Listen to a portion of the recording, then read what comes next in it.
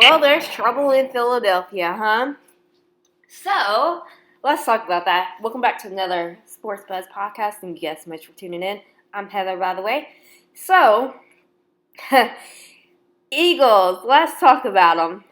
They're something, aren't they? So, Eagles coach Doug Pederson said he was coaching to win, bullcrap, Sunday night's regular season finale against Washington football team despite pulling quarterback Jalen Hurts in a 3-point game early in the fourth quarter in favor of Nate Sudfeld. Who the heck is Nate Sudfeld besides like their third quarterback, whatever? I don't really know a whole lot about that guy. Why pull Jalen Hurts? Why? I don't understand. I really do not understand at all their intake. And I thought I didn't understand my Cowboys' decisions on things. But pulling Jalen Hurts, your better quarterback, out of it all, then why? I do not understand. If you wanted to win that game, Doug Pederson, why did you pull Jalen Hurts in the fourth quarter nonetheless? Fourth quarter. Leave Jalen Hurts in there. You were only down by 3. Or a 3-point game. I can't remember if they were ahead or behind in the fourth quarter. So, Pederson added that it was his decision, of course, alone and not influenced by the front office, which saw the Eagles' draft position improve as a result of the 2014 loss. Was it a tank? Could it have been to get a better draft position? Conspiracy theory much? Could be. I mean, I'm just saying, it could be. They could have tanked the game. Did the office know? I don't know, but if I knew, I would definitely be irritated with my head coach, with Doug Pederson, because he did something kind of silly like that.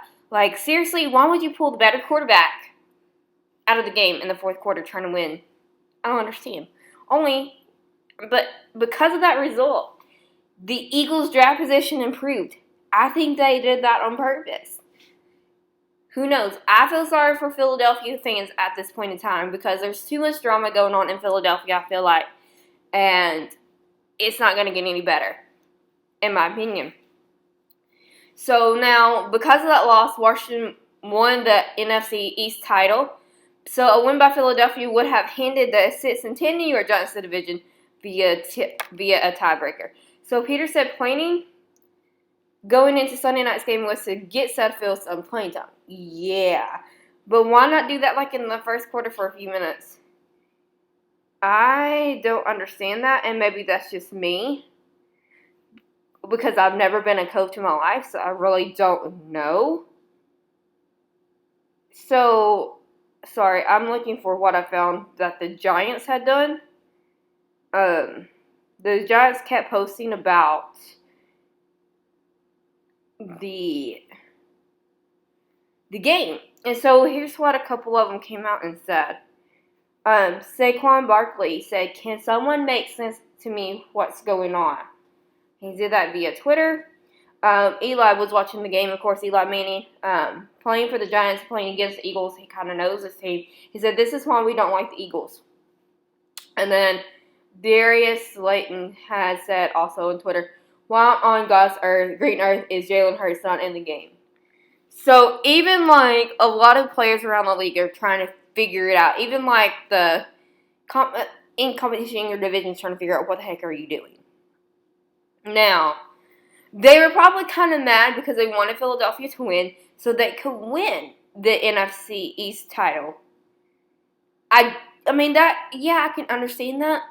But at the same time, I don't think they would probably question the same thing with or without that in mind. You know what I'm saying? So they would have probably they probably wanted Jalen Hurts to keep playing because Jalen Hurts has I think he's going to have a good career if he's left alone and able to play and doesn't get hurt, etc. So, yeah. Now, Pederson said the plan was going into it, but why? Nate has been here for 4 years, and I felt he deserved an opportunity at that point. That was kind of like an odd point to me to put him in a game. Yeah, he's been there for 4 years. However, why not play him earlier on in the year? I don't understand. I do not understand at all. Okay, I don't understand this. Can y'all help me understand? Because I'm confused at this point in time. Pederson pushed back on the notion that he was trying to lose the game by knowing the veterans like Brandon Graham, Zach Ertz, and Darius Slay played. However, receiver Alshon Jeffrey and quarterback Carson Wentz were both healthy scratches, and the switch from Hurts to Seffield was not about performance, according to Pederson. So, I don't understand Pederson's style of coaching anyhow. I don't really like the guy. I don't think he makes that great of an NFL coach, but that's just me. I'm sorry if you feel that, if you think he is a good quarterback, a good coach. But Hurts finished 7 of 20 passing for 72 yards with interception and 2 rushing touchdowns. I understand. But I'd rather put Carson Wentz in instead of putting a third. I mean, I don't really know. Like, why didn't they already trade him or something somewhere else where he might fit in better? I don't know why. I don't know why they kept hanging on to this guy. But why, if they thought he would have a lot of potential, why not go ahead and try to play him? I don't understand. So, to me, as a quarterback, if I was third string, I'd be trying to get better or get traded.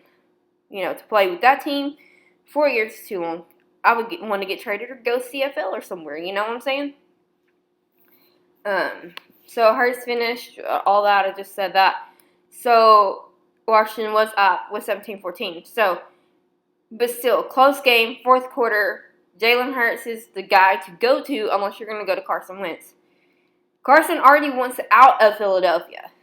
We already know he wants out of Philadelphia, and can you blame him? I don't blame him. I mean, he's not that good, but I feel like maybe he's just kind of tired of playing in Philadelphia. Because I know him and Pederson's not getting along or whatever.